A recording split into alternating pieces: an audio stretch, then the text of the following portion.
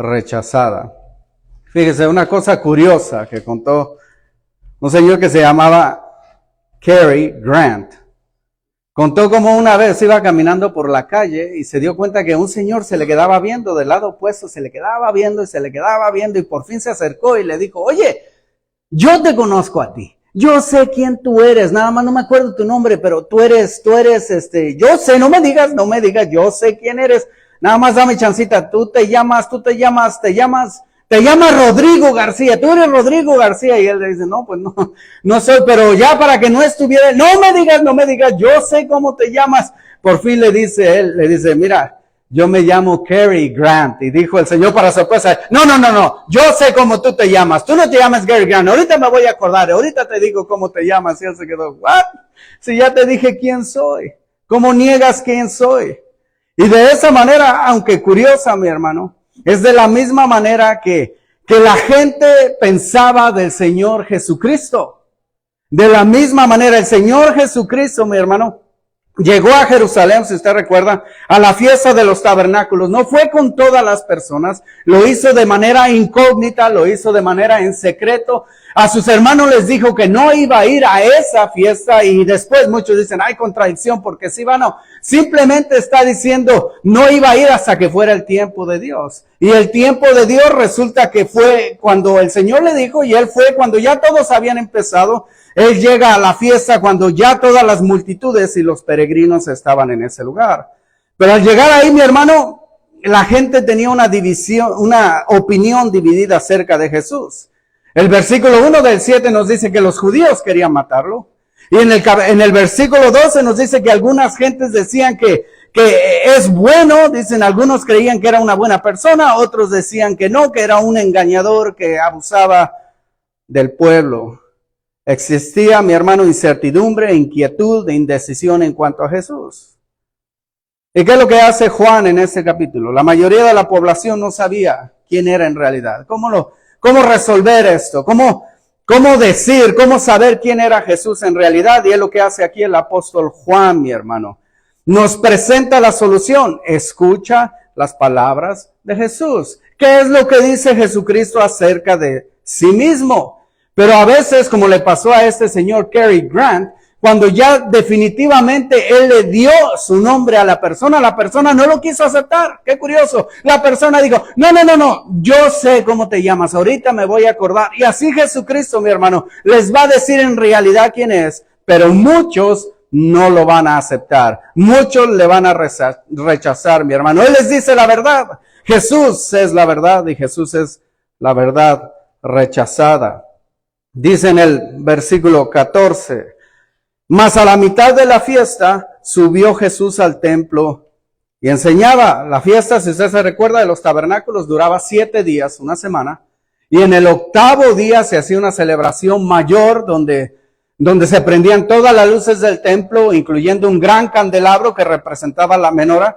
Y luego también sacaban agua y la vaciaban con grandes cántaros en las piedras del patio del templo, significando la menorá cuando Dios estuvo con ellos en el desierto, que era luz en la noche, era llama de fuego en la noche, y el agua cuando el Señor proveyó agua en la roca de Oreb para que ellos no tuvieran más sed. Así de que el Señor llega a media semana, ya quizás ya no está llegando tanta gente, y en el 4º día, a medio de la fiesta, deja el anonimato y de manera abierta empieza a exponer la palabra de Dios delante de toda la multitud. Acuérdense que había muchos peregrinos que venían de todas partes del mundo, de África, que estaba ahí cerca, obviamente, África, Asia Central y quizás hasta de Europa, del Imperio Romano. Algunos, acuérdense que el Imperio Romano se extendía tanto que algunos venían de Roma, otros venían de otra ciudad. Era mandatorio para todo varón que asistiera a estas fiestas, si era posible económicamente y físicamente.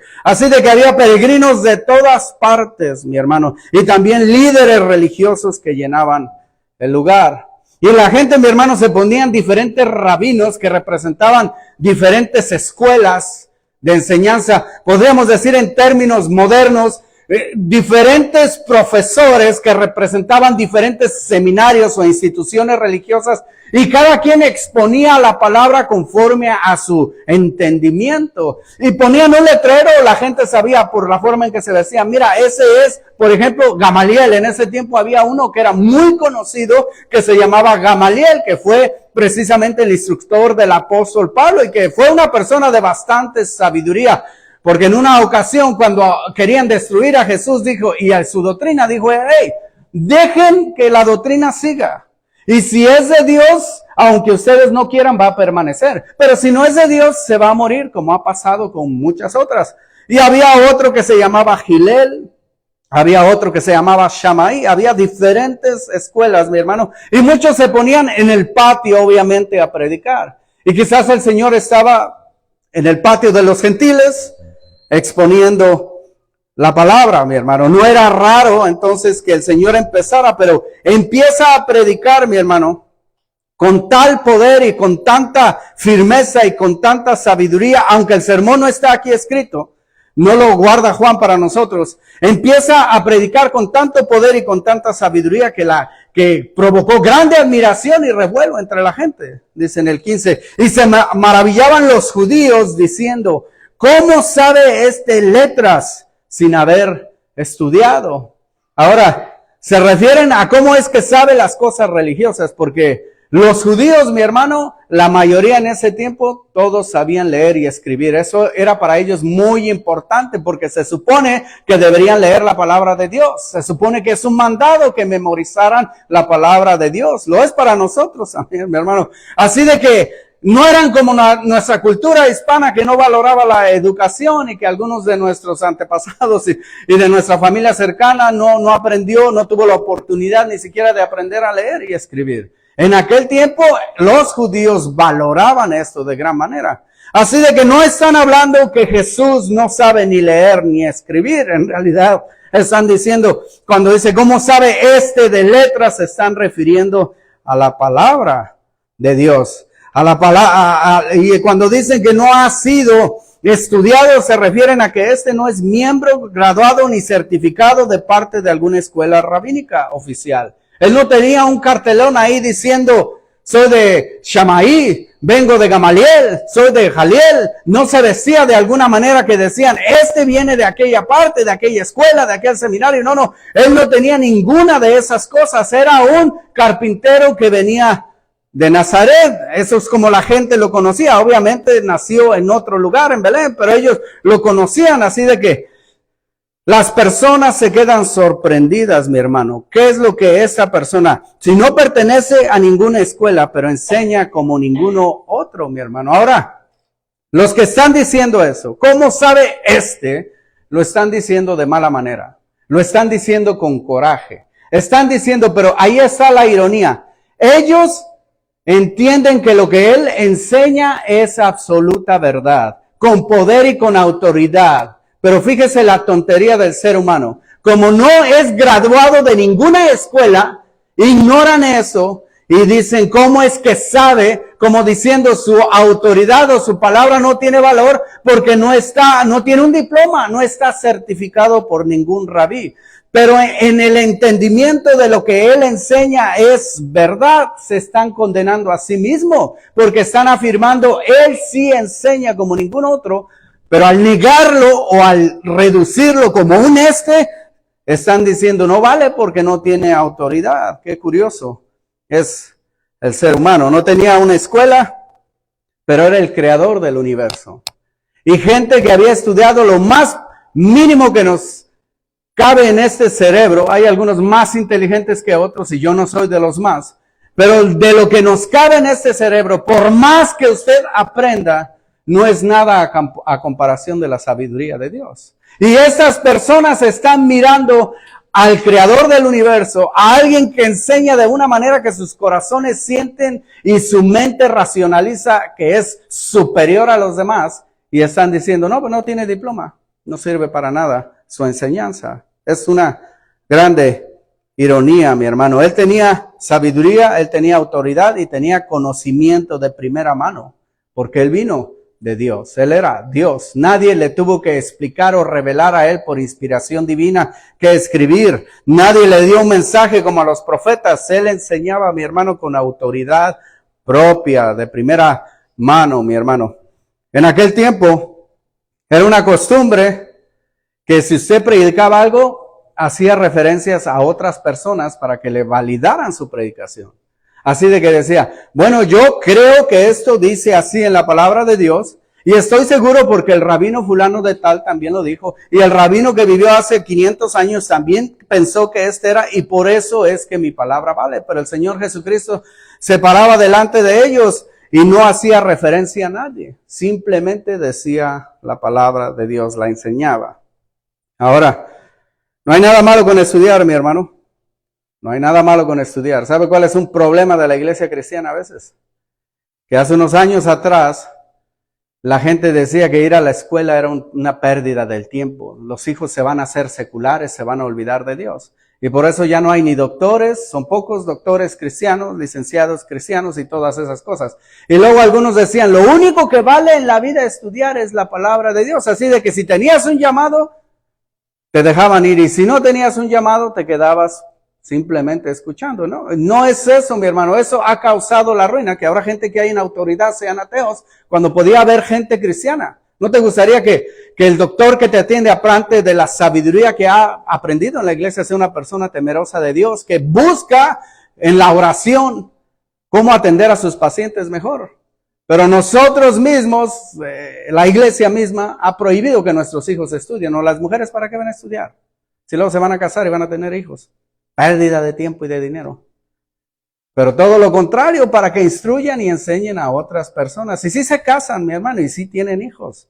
Y a veces sucede que lo hacen antes de graduarse, ni modo. Pero eso no debe de impedir que tú busques que tus hijos se superen. Y hablando religiosamente, mi hermano, hablando espiritualmente, es bueno aprender para poder entender y interpretar la palabra de Dios de una mejor manera y de poderla enseñar de una manera más clara, mi hermano. Pero nada de eso sirve si no estamos, mi hermano, en el mundo espiritual. Tienes que tener fe, tienes que tener fidelidad, tienes que ser obediente y tienes que buscar la santidad de Dios. Eso vale más que cualquier diploma. El Señor Jesús tenía esas cosas. No tenía lo que ellos consideraban importante, lo que para ellos era necesario para ser un instructor, pero tenía todo lo que Dios considera importante para enseñar la palabra de Dios. Ahora, no tiene acreditación y no tiene una escuela que lo represente, o él no viene representando una escuela, pero sí tiene una fuente de su doctrina y ahorita nos las va a decir. No es un rabí, es Dios mismo. Y Jesús le respondió, dice en el 16, y dijo, mi doctrina no es mala, no es mía, mi doctrina no es mía, sino de aquel que me envió. Doctrina no es mía, sino de aquel que me envió. Obviamente, él está diciendo, obviamente la palabra ya afirmó en el capítulo 6 que el que le envió es Dios Padre. Y él está diciendo, mi doctrina, la palabra, proviene de Dios. Ahora, en la unidad del Espíritu Santo, en la unidad de la creación, en la unidad de la Trinidad, mi hermano, Jesucristo y el Padre y el Espíritu son igual. En su encarnación, Él es el Verbo de Dios. En su encarnación, Él hablaba lo que el Padre disponía. En la Trinidad divina Él es igual. Pero en su encarnación Él bajó, de cierta manera, se humilló delante de Dios. Y cuando estuvo aquí en su obediencia, dejando ejemplo para nosotros, solo hablaba lo que el Padre disponía. Los rabinos, como le digo, hacían referencia a otros rabinos. Los profetas se paraban delante del pueblo y decían, así ha dicho el Señor. Pero el Señor Jesucristo se paraba delante de ellos y decía, de cierto os digo, yo les digo, de cierto, no estaba haciendo referencia a nadie. Y luego decía, habéis oído que los antiguos dijeron, no cometerás adulterio, pero yo les digo que el que mira a cualquier mujer o otra persona con deseo y lujuria ya cometió adulterio. Eso era radical. Él está diciendo, no porque otro rabino lo dijo, y él decía en realidad, dijeron los antiguos, ¿habéis oído que dijeron los antiguos? Esto está en el Sermón del Monte. No matarás, pero yo les digo que cualquiera que se enoja contra su prójimo de manera violenta y con mucha rabia y mucho coraje, ya es culpable de asesinato. Y él no decía, eso me lo dijo, yo creo, yo pienso, me imagino, tal rabino sacó esa conclusión. Él decía, de por mí mismo. Él está hablando con una autoridad final, con una autoridad final. ¿Por qué? Porque dice, su doctrina viene de Dios. Él habla lo que Dios habla. Ahora muchos pueden decir que su doctrina es revelación del cielo. ¿Y cómo probar si esto es cierto? Mi hermano, hay varias iglesias, hay varios grupos que han nacido que dicen que ellos tienen la verdad.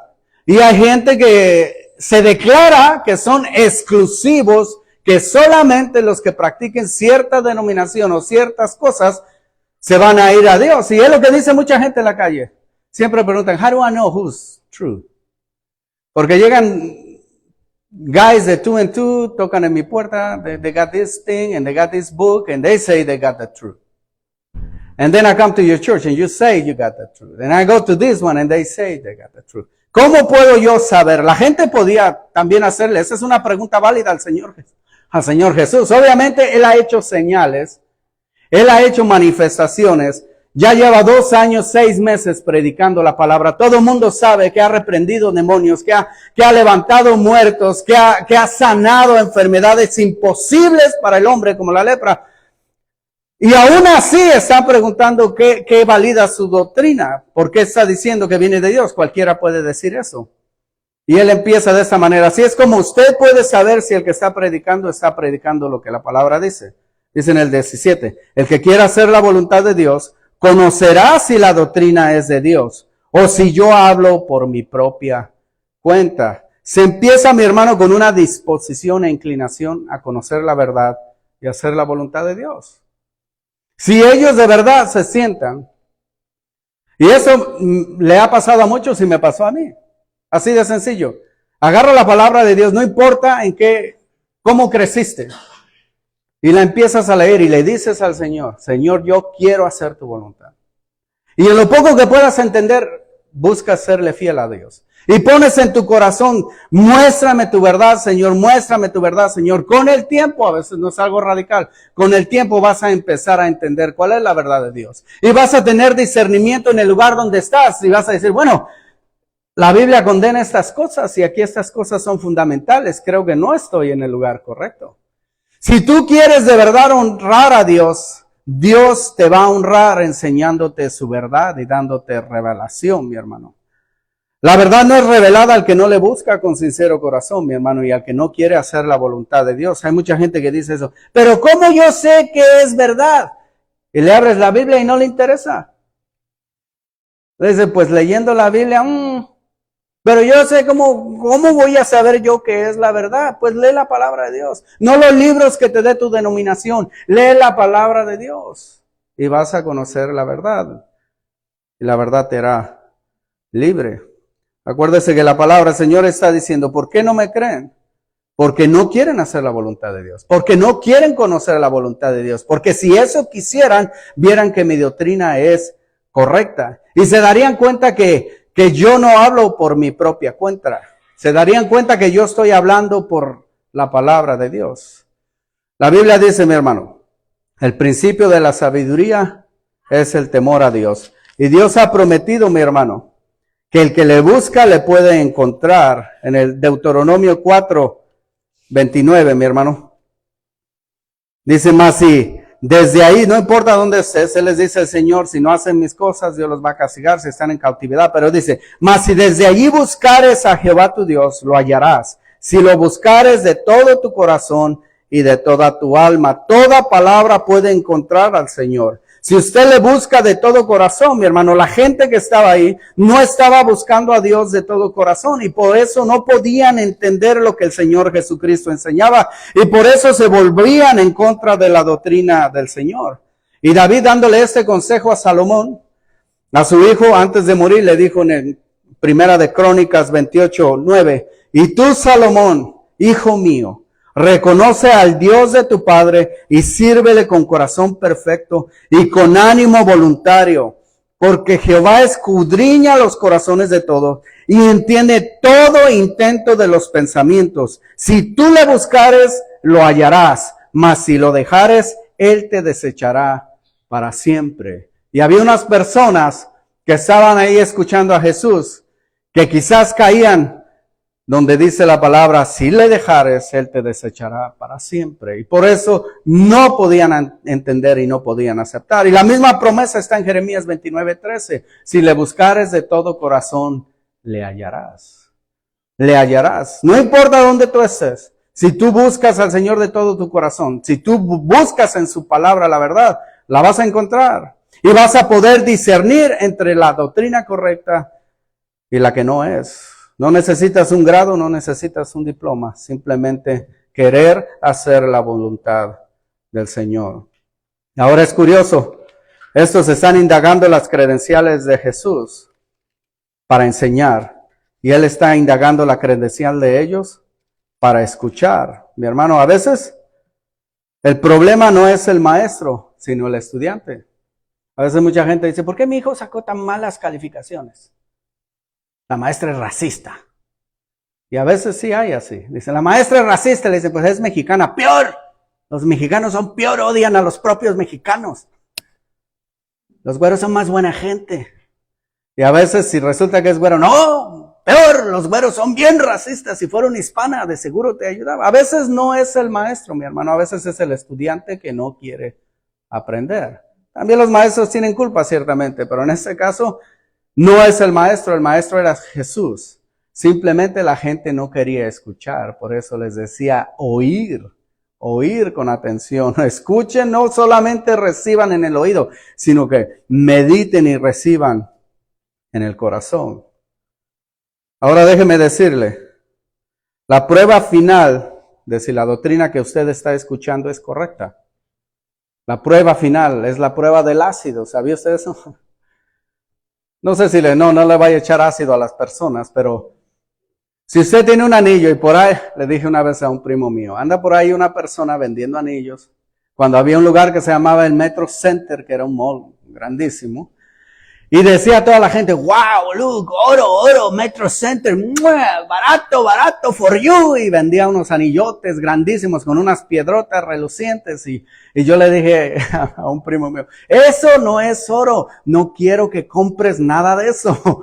Y me acuerdo que llegué un día y estaba él sentado esperándome ahí en el sofá, con unos anillotes y una ancla que parecía del Titanic aquí colgándole del pecho. Le dije, ¿se lo compraste al moreno? Sí, aquel que ha dicho, mucho oro de Metro Center. Sí, le dije, oh, ¿cuánto le diste? Todo su cheque. Dije, oh my God. Préstame uno, le dije, préstame uno. Dije, ¿para qué? Le voy a echar una gotita de cloro, nada más.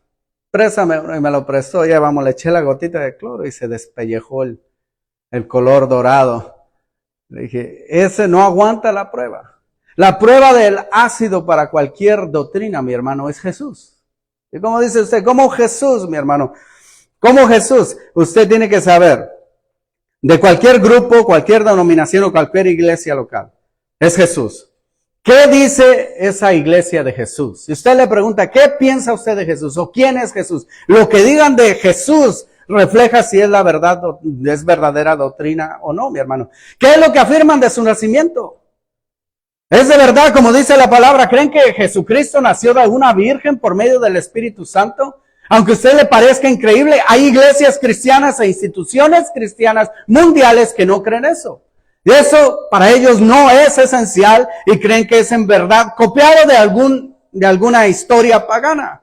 ¿Qué dice de él? Si ya le dicen de eso, mi hermano, usted ya está en un lugar peligroso. ¿Qué dicen de sus palabras? Si dicen, bueno, eran palabras de buena ética moral, palabras sabias, pero no dicen que son palabras de vida eterna, usted está en el lugar equivocado, mi hermano. Y si de su muerte, ¿qué dicen de su muerte? No, pues murió. Algunos dicen, pues fue un judío que se creyó Mesías y murió por el mundo, pero en realidad murió como cualquier otra persona. Si no dicen que su muerte es suficiente para pagar por el pecado de todo el mundo, y que todo aquel que creyere ha sido limpiado por la sangre de él, la muerte de Jesucristo es suficiente para perdonar tus pecados. No es un enganche que Jesús dio por ti y que de ahora yo tengo que vivir de cierta manera para completar mi salvación. No, Jesucristo dijo, pagado Él está ahí, consumado es. Su muerte fue suficiente para borrar todos los pecados de toda la humanidad, pero obviamente en aquel que creyó, pasado, presente y futuro, mi hermano.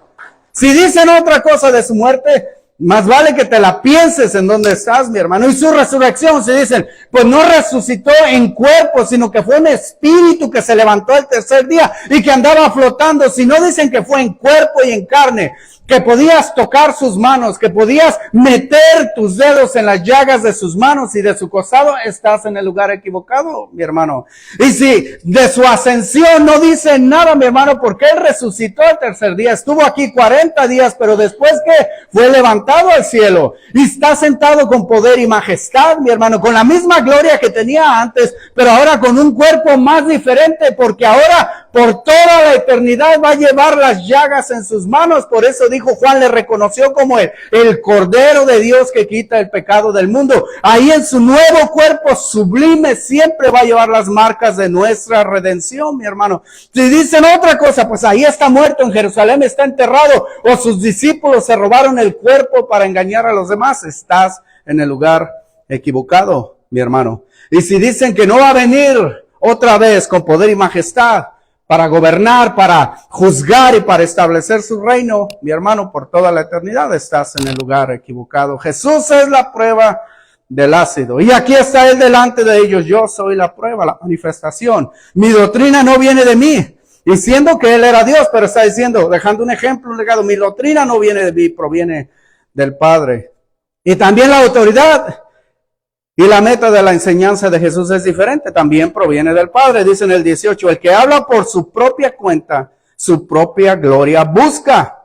Pero el que busca la gloria del que le envió, este es verdadero y no hay en él injusticia. Él está diciendo, mi hermano, hay gente, Jesús no estaba hablando por cuenta propia, como le digo, por iniciativa humana. Él estaba hablando por medio del Espíritu Santo, inspirado por el Señor. Su autoridad proviene del Padre, lo que está diciendo. Y lo que él hace, no lo hace por nombre propio. No está buscando exaltar su propio nombre. Está buscando exaltar la gloria del Padre. Todo el tiempo él buscaba exaltar la gloria del Padre. Ese era su motivo. Hay gente, mi hermano, hay ministerios. Y quizás lo haya dicho yo, o lo digamos ustedes. A veces nos referimos a este lugar como mi iglesia. No es mía. Si fuera mía, no teníamos nada que tener. Esta es parte de la Iglesia Universal de Jesucristo. Esa es nuestra congregación, pero no es mi iglesia, no es tu iglesia, es de Jesucristo. Y así queremos que sea siempre, que Jesucristo sea el dueño de este lugar. Pero hay gente que tiene mi iglesia. Quiero que me conozcan a mí, escuché en una reunión de pastores. Es necesario, necesitamos saber las estrategias para que seamos conocidos. Y yo pedí permiso para irme al baño y ya no me interesó nada más, porque si era para que seamos conocidos, yo, mi hermano, esto va a fracasar. Porque así como los políticos les empiezan a hurgar hasta lo más oscuro de sus vidas, algún día aquel que establece su ministerio en su propia persona va a fracasar. Y muchos dicen, mi iglesia, mi ministerio, ministeriosmanuelchavez.com. No, ¿cómo que Manuel Chávez? No es mío, la palabra que yo predico no debe ser la tuya, debe ser la palabra de Dios. Debe tener, a veces decimos mi misión y todas esas cosas. No, la meta de Jesús era la gloria del Padre. Juan 17:3 dice que le conozcan, que te conozcan a ti, el único Dios verdadero, y a Jesucristo, a quien has enviado. ¿Para qué? Para que puedan tener por medio de esta fe vida eterna, mi hermano. Y eso lo hacía él verdadero, mi hermano. Cuando una persona, un líder religioso como en Israel, como en ese tiempo, estaban buscando su propia gloria, querían exaltar su propio nombre. Y cuando es así, la otra persona se vuelve tu rival. Jesús era un rival, porque ahora él estaba llamando multitudes, la gente lo buscaba a él. Se estaban yendo de tu grupito a escuchar lo que él decía. Es más o menos lo que la gente de Juan le estaba diciendo a él. Se están yendo con él, se están yendo con él. Cuando tú buscas tu gloria, te molesta, te enfurece que los que son parte de tu congregación, de tu rebaño, se vayan a escuchar la palabra de otro. Te hace inseguro. Y es lo que ellos sentían, estaban inseguros. Jesús se volvió como la competencia, mi hermano, del Señor Jesucristo. Si estas personas hubiesen tenido el mismo propósito, un solo propósito, una misma meta, buscar una misma gloria, la gloria del Padre, ellos hubiesen recibido a Jesús. Y les haya dado alegría que una persona que enseña con tanto poder y autoridad lograse juntar multitudes que ellos no podían. les haya dado una alegría ser del mismo cuerpo, porque eran el mismo cuerpo y era el mismo Dios. Si hubiesen tenido el mismo propósito, no hubiesen buscado matar a Jesús y después acabar con sus seguidores y con la doctrina cristiana, mi hermano. Pero no lo eran. Tenían su propia ambición, buscaban su propia gloria, mi hermano. Y cuando es así, todas las otras iglesitas de aquí de Phoenix son la competencia. Cuando es así, todos esos pastores ignorantes son nuestros rivales. Pero cuando está uno al servicio de Dios, el apóstol Pablo decía de unos que sí buscaban y que sí ridiculizaban al apóstol Pablo por su situación en la que estaba en la cárcel. Y sin embargo predicaban a Jesucristo. Él decía, aunque me usen a mí, aunque me ridiculicen a mí, mientras prediquen a Jesús, que sea para Él la gloria. Yo sé que usted no vino a escuchar anécdotas personales, mi hermano, ni tampoco cuentos de Caperucita, ya se lo sabe, o ilustraciones astutas, ni las palabras ni los libros de un fundador de una denominación que alguien le dice, bueno, y vamos a ver qué dijo el hermano o la profeta fulana de tal. Yo sé que usted no vino a eso, mi hermano. Y aunque todas esas cosas que le mencioné tienen su momento y su lugar y tienen su valor también de cierta manera, usted vino a escuchar, espero, la palabra única y verdadera de Dios, mi hermano. Y usted quiere ser y saber que Cristo es el protagonista, el héroe de la misma, no el pastor, no el que está predicando, mi hermano.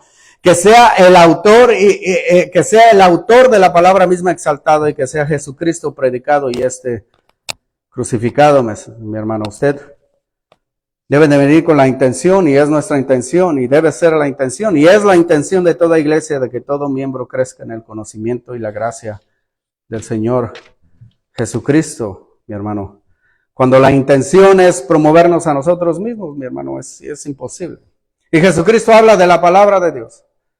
Y hay personas, mi hermano, esta frase me causa miedo. Yo sé que, y no quiero pasar como que soy un criticón, pero la usaba mucho en inglés. God told me to tell you. Y luego, como nosotros nos gusta copiar todo, ya también los hispanos dicen mucho eso de que Dios me dijo que les dijera. Hay que tener cuidado cuando la usa uno cuando predica, porque no queremos parecer que yo soy el intermediario entre ustedes y Dios. Porque la Biblia dice que Jesucristo es el intermediario. Ahora, yo debo de estudiar la palabra pensando en ustedes, no en sus chismes y los pecados, y ahorita los voy a apedrear a todos, porque ese no es un corazón sincero. Usted agarra la parte que nos toca, por eso nos gusta hacerlo de manera exposicional, para yo no darle a todos ustedes todo el tiempo y luego no predicar algo que sea obvio que es mi falta, que me falta a mí. No, lo que salga de aquí, obvio que tengo que orar para que usted lo entienda en su contexto cultural, en el tiempo que vivimos hoy y en su vida personal. Si no, no sirviera de nada que viniera usted aquí. Pero no puedo pararme aquí y decirle que Dios me dijo que yo le diga algo a usted de manera personal. Porque hay muchas veces, o te puedes ir a ser muy liberal y a decirte lo que tú quieres oír para yo ganar multitudes, o irme a ser muy cacheteador y a decirte mis convicciones personales y no lo que dice la palabra de Dios. Puedo decirte, por ejemplo, Dios me ha dicho que diga que aquí a los que son fieles aquí, a los que de verdad son fieles, Dios los va a hacer millonarios. Él va a levantar un pueblo poderoso, lleno de gracia y de poder, van a tocar muertos, se van a levantar, van a orar por enfermos, van a hacer todas esas cosas y van a tener un poder y una autoridad económica jamás vista. Y usted dice, bueno, este pastor predica medio raro, pero dijo que Dios le dijo que en esta iglesia yo voy a seguir viniendo porque yo también quiero ser rico. ¿Y qué es lo que dice el testimonio de los creyentes en la mayoría de la palabra? Si el líder lo crucificaron, 11 de los apóstoles murieron por muerte violenta. Uno murió por viejito porque no lo pudieron cocinar en una olla hirviendo. Al autor de este libro, a Juan, lo mandaron a que fuera a picar piedras a un lugar y lo que recibió fue la palabra del libro de Revelación. Todas esas cosas, y la mayoría de cristianos han escrito la historia de la iglesia con sangre, con persecución, con todas esas cosas. En ningún capítulo dice, el Señor dice que te sostendrá y que va a ser tu sustento, eso sí es cierto, que nunca te abandonará, eso es cierto. Pero de ahí a que nos haga millonarios, mi hermano, Algunos de ustedes se odian, pelean por una herencia de $100 que te dejó tu abuelo allá en el rancho fulano de tal y dejan de hablarse, se vuelven locos por 20 pesos, mi hermano. ¿Usted cree que Dios le va a confiar 1,000,000? Se va a echar a perder. El que nunca tiene y llega a tener, loco se quiere volver, mi hermano. No es eso lo que Dios espera de ti. Él quiere hacerte rico en espíritu. Cuando Juan la usé, hasta yo la usé, mi hermano, cuando empezaba, cuando dice que lo que yo deseo es que prospere en todas las cosas como prospere tu alma, se refería a todas las cosas espirituales, pero yo le eché, pues empezaba, mi hermano, no entendía. Y por otro lado, alguien se puede parar delante de ti. Y si yo vengo a decirte mi convicción personal, a lo mejor no la vas a aceptar, pero si yo le agrego, Dios me dijo que les dijera. Así empezó una señora, no miento. Que todas, aguas hermanas, no me van a odiar, esto lo dijo ella, no yo. Yo solo soy el mensajero. Todas las que usen pantalón no van a entrar al cielo.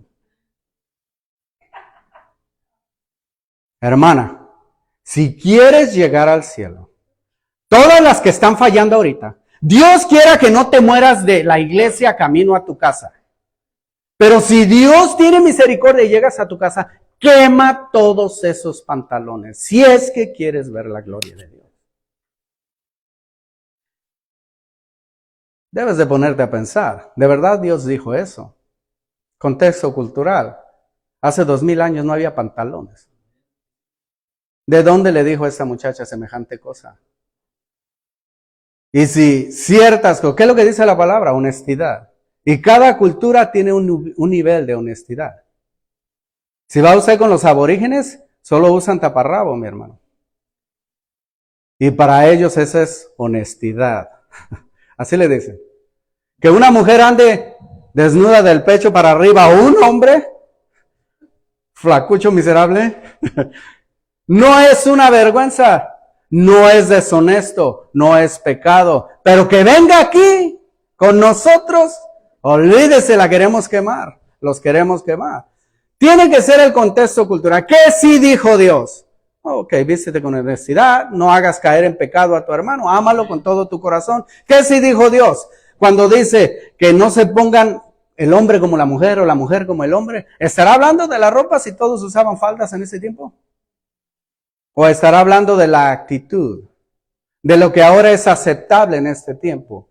Un hombre no debe vestirse o ser como mujer, no la ropa, sino en su corazón ser como mujer, acostarse como con mujer, con otro hombre. Y de las mujeres lo mismo.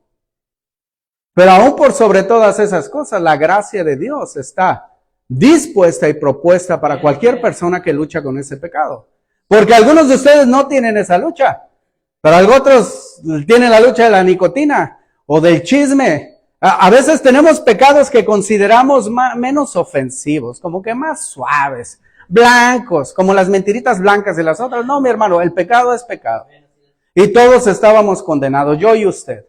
Y no debemos de mirar a ciertas personas como que valen menos, o como que Dios ya los rechazó y no tienen oportunidad porque hacen un pecado que en tus ojos vale más que otro pecado, mi hermano. Hay gracia suficiente, así como hubo para ti también, mi hermano. Y acuérdese lo que dice Romanos 2, que algunos no hacen esas cosas, pero les gusta mirarlas. Y cuando las miras, las estás aprobando. Y tú también eres culpable. Pero cuando alguien saca esas cosas, mi hermano, tú tienes que considerarse, ¿es esa palabra de Dios o es la convicción de la persona? Y analizar si tiene versículos y los está usando bien en el contexto. Bueno, a lo mejor sí necesito cambiar. Y le voy a pedir a Dios que me ayude. Pero si los está usando nada más porque esa es mi convicción personal y además a mí no me quedan bien los pantalones, o le voy a tirar a todas las hermanas esas que se ven bien con pantalones, ¿no? O a mí no me quedan mal las camisitas apretadas, mi hermano, con estos brazos de espagueti. Puedo preguntar y decir, todo el que use camisetas. No. Convicciones personales no. La palabra de Dios sí. Y verá que jamás voy a tener que algún día pedir disculpas. Porque algunos enseñaban antes, el radio es un instrumento de Satanás. Y ya a los meses hasta ellos estaban predicando en radio. Y toda la gente que mandaron al infierno porque oía el radio, ¿qué hacemos con ellos? Cuando salió la televisión, ese es un instrumento de Satanás, se van a perder todo, y prohibían la televisión. Y luego ya ellos tenían televisión. Y luego llegó HBO. Le prohíben ir al cine a la gente, pero tenían cablevisión, HBO, Dish Latino y todas esas cosas. Ellos no van al cine, pero ahí miran todas esas cosas. Y el día que lo descubran, ¿qué vas a decir? Hermano, Dios me dio revelación que la televisión, it's okay. Después de haber condenado a todos los jóvenes y a toda la gente que estaba en tu iglesia. Hay que tener cuidado, mi hermano. El Señor, dicen por ahí que el ataque es la mejor defensa. El Señor sale atacando, no contesta sus cosas. En el versículo 19 les dice, hace esta pregunta, ¿no os dio Moisés la ley y ninguno de vosotros cumple la ley? ¿Por qué procuráis matarme? Le dice el Señor. Ustedes, fíjense que dice, les dio Moisés a ustedes la ley. No dice como diría un profeta diría, nos dio Moisés la ley. No, le dice, a ustedes se la dio, porque Jesús no está al nivel de ellos. Él es el que manda, Él es la palabra. Y les dice, ninguno de ustedes la cumple. Israel se llenaba la boca diciendo, nosotros tenemos la ley, los gentiles no la tienen, nosotros recibimos la palabra de Dios. ¿Qué beneficio es que tengas la palabra de Dios si no la obedeces? Es como decir, yo tengo como 10, 15 Biblias en mi casa. ¿De qué sirve que tengas Biblias en tu casa si no obedeces? No la lees si no la obedeces, de nada. ¿Cuál es el beneficio de vivir en una cultura donde abunda la palabra de Dios y nadie la quiere obedecer? Está mirando cómo está este país y hay muchísimas Biblias. Usted puede comprar muchas Biblias en muchos idiomas. ¿Y cómo vive este país? La gente no obedece la palabra de Dios. De nada sirve, le dice el Señor. Más bien que privilegio se vuelve en condenación, porque queriendo, entendiendo y sabiendo lo que es bueno no lo haces. Y desobedeces la palabra de Dios, o lo que podría ser pecado se vuelve transgresión, porque sabes lo que es bueno y no lo haces, sabes lo que es malo y eso es lo que quieres hacer. Ninguno de vosotros cumple la ley, es una acusación directa, local, está hablándoles a ellos, pero es en realidad, es una verdad universal, mi hermano. La palabra de Dios dice que ninguno de nosotros somos buenos. Todos nacimos con la herencia del pecado.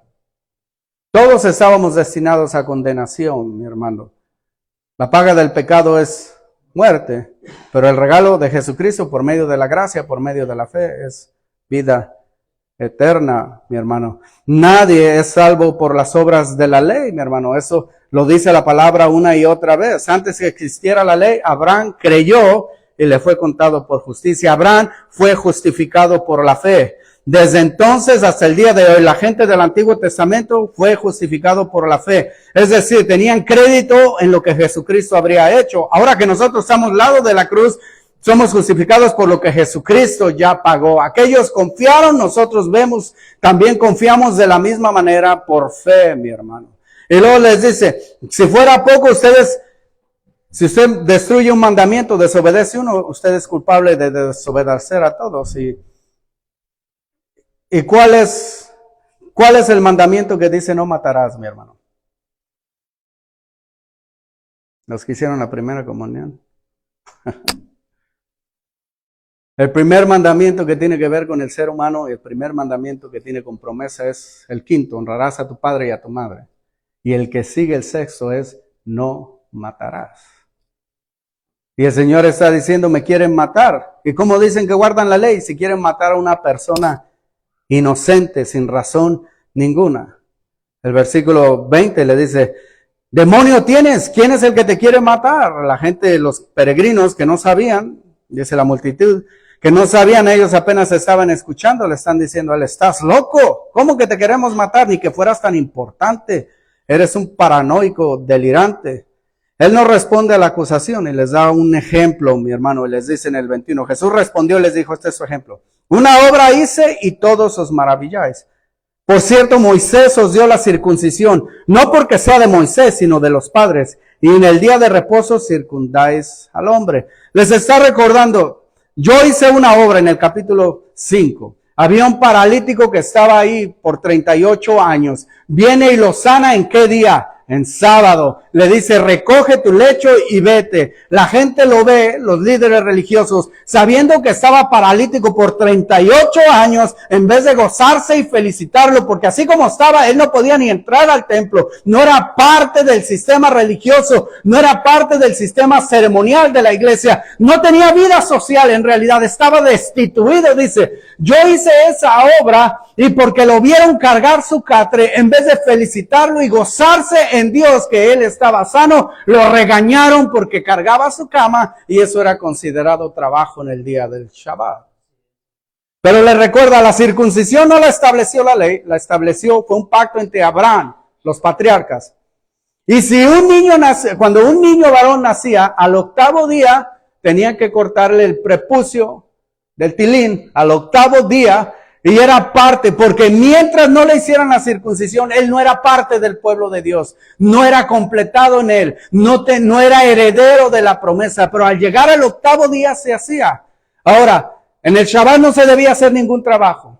Pero si ese niño cumplía 8 días en ese día, la circuncisión era por encima de lo que decía del Shabbat.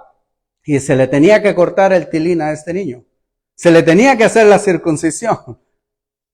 Por encima, y el Señor está diciendo, si la circuncisión, que es algo más o menos, es importante, pero no tiene tanto valor como un hombre sanado. La circuncisión sí se puede hacer en el Shabbat, cancela el sábado. ¿Cuánto más, va de menor a mayor, cuánto más que una persona sea sanada en ese día? Su sanidad y su bienestar cancela cualquier requerimiento del Shabbat. Y debemos de gozarnos y apoyar que una persona sea sana en ese día, y todo lo contrario, se maravillan y se ofendieron y me quieren destruir simplemente porque traje la sanidad de otra persona.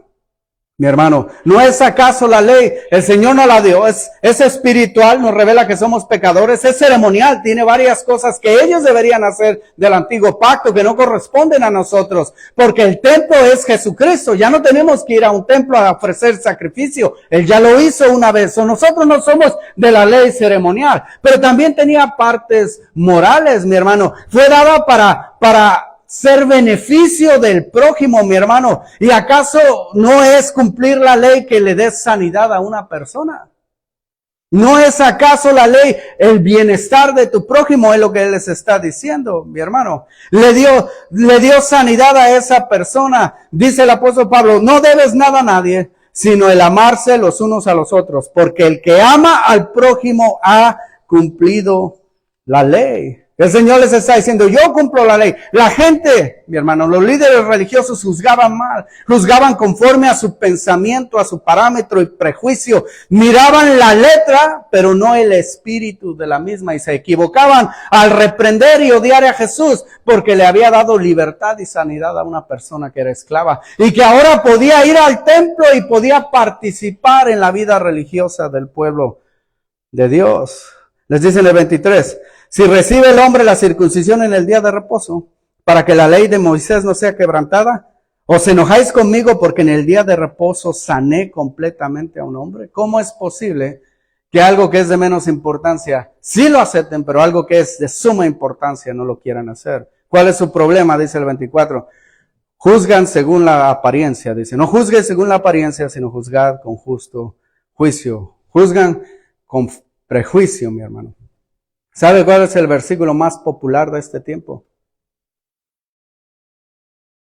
¿Cuál será? Antes era Juan 3:16. Not anymore. Ahora es, no juzgues para que no seáis juzgados. Es el versículo que dice toda la gente, hasta los cristianos, no me juzgues. Un señor diario que hacía unas cosas horrendas en el trabajo, me la acercaba y ya me veía en la cara. Y antes de que yo dijera algo, no me juzgues, don't judge me, don't judge me. Y seguía haciendo todas las cosas más. Es el versículo que conoce todos, aunque no sean creyentes. Pero en ese contexto, mi hermano, cuando el Señor dice, está prohibiendo la juiciosidad malignosa y legalista que tienen algunas personas de criticar a otros y medirlos con una medida diferente a la que ellos se miden. Pero no está hablando del discernimiento moral, mi hermano. Todos debemos saber discernir moral y juzgar moralmente a una persona. Al que está predicando, dice el apóstol, juzga a los espíritus. El Señor le dice, no le avienten las perlas a los puerquitos, así de que debemos de saber quiénes son puerquitos y quiénes son corderos. Sí debemos de juzgar, mi hermano. No está hablando de juiciosidad, está hablando de juiciosidad, pero no de discernimiento. Y lo que está demandando en este versículo, mi hermano, es discernimiento teológico y moral en el contexto de una fe que obedece la palabra del Señor, mi hermano. ¿Por qué muchos no quieren a Jesús, mi hermano? Esas personas juzgaban lo de fuera.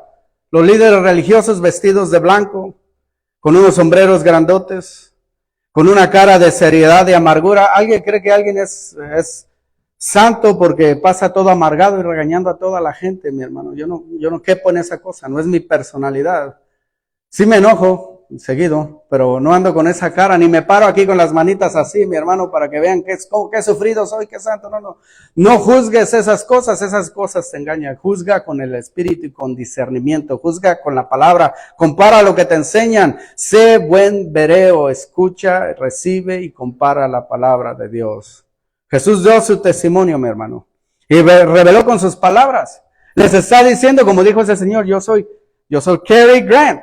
Y el guy le dijo, no, tú no eres, espérame, ahorita me acuerdo quién eres. Él les está diciendo, yo soy el Mesías, y está demostrando, y le están diciendo, no, tú no eres, espérate, ahorita me acuerdo quién eres tú, y ahorita te voy a decir. Y no quisieron recibir la verdad. ¿Por qué, mi hermano? Porque unos de ellos no deseaban obedecer a Dios, lo que dijo en el 17, no quieren obedecer la voluntad de Dios. ¿Por qué la gente no acepta a Jesucristo? Porque no quieren obedecer a Dios, mi hermano. La dificultad de ser cristiano es que no queremos obedecer a Cristo. Por eso no queremos ser cristianos, porque Jesucristo revela nuestro pecado y demanda de nosotros. Y no queremos obedecer.